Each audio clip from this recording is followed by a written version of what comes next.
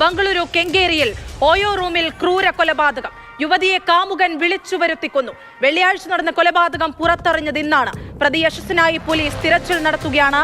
KB. ശ്രീധരനാണ് വിശദാംശങ്ങളുമായി ചേരുന്നത്. ശ്രീധരൻ, കൊലപാതകത്തിനുണ്ടായ കാരണം എന്താണ്? പ്രതിയെ പിടിക്കാൻ കഴിഞ്ഞിട്ടുണ്ടോ? അനശ്വര, ഈ 25-കാരനായിട്ടുള്ള യശസ്സും 33-കാരിയായിട്ടുള്ള ഹരിണിയും തമ്മിൽ കഴിഞ്ഞ കുറച്ച് നാളുകളായി പ്രണയബന്ധത്തിലാണ്.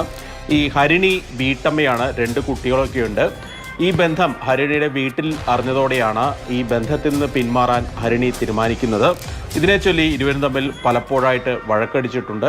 കഴിഞ്ഞ ദിവസം കെങ്കേരിക്ക് സമീപത്തുള്ള ഒരു ഹോട്ടൽ റൂമിലേക്ക് ഹരിണിയെ വിളിച്ചു വരുത്തി. ഇതിനുശേഷം ഇരുവരും തമ്മിൽ തർക്കമുണ്ടായി. ഈ തർക്കത്തിനൊടുവിൽ കുത്തിക്കൊല്ലുകയായിരുന്നു എന്നാണ് മനസ്സിലാക്കുന്നത്. ഏതായാലും വെള്ളിയാഴ്ചയാണ് ഈ കൊലപാതകം നടക്കുന്നത്. ഹരിണിയെ കാണാതെ ബന്ധുക്കൾ പോലീസിൽ പരാതി നൽകി. പോലീസ് നടത്തിയ അന്വേഷണത്തിലാണ് ഈ ഹോട്ടൽ മുറിയിൽ നിന്ന് ഹോട്ടലുകാർ ഇവർ പുറത്തു വരാത്തതിനെ തുടർന്ന് റൂം തുറന്നു നോക്കിയപ്പോഴാണ് ഇവരെ മരിച്ച നിലയിൽ കണ്ടെത്തിയത്. ഏതായാലും യശസ് അവിടെ നിന്ന് ഓടി രക്ഷപ്പെടുകയും ചെയ്തിരുന്നു. പ്രണയബന്ധത്തിൽ നിന്ന് പിന്മാറിയത് തന്നെയാണ് ഈ കൊലപാതകത്തിന് കാരണം എന്നുള്ളത് പോലീസിന് വ്യക്തമായിട്ടുണ്ട്. യശസ്സിന് വേണ്ടിയിട്ടുള്ള അന്വേഷണം പുരോഗമിക്കുകയാണ്.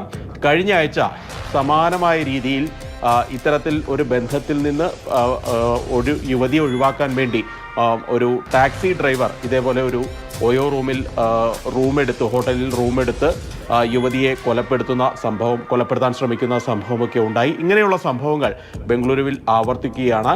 ഒരു 4 മാസം മുൻപാണ് ഉത്തരേന്ത്യൻ നോർത്ത് ഈസ്റ്റ് വടക്കിഴക്കൻ സംസ്ഥാനങ്ങളിൽ നിന്നുള്ള ഒരു പെൺകുട്ടിയെ, ആസാം സ്വദേശിനിയായിട്ടുള്ള പെൺകുട്ടിയെ മലയാളിയായിട്ടുള്ള കണ്ണൂർ സ്വദേശിയായിട്ടുള്ള യുവാവ് ഇതേപോലെ ഹോട്ടൽ റൂമിലേക്ക് വിളിച്ചു വരുത്തി കൊലപ്പെടുത്തുന്നത്. ഇങ്ങനെയുള്ള സംഭവങ്ങൾ വളരെയധികം ബംഗളൂരുവിൽ വർദ്ധിക്കുന്നത് ആശങ്കപ്പെടുത്തുന്ന കാര്യം തന്നെയാണ്. ഏതായാലും അതിലെ ഒടുവിലെ ഇരയാണ് ഈ ഹരിണി എന്നുള്ള ഈ ഒരു യുവതി.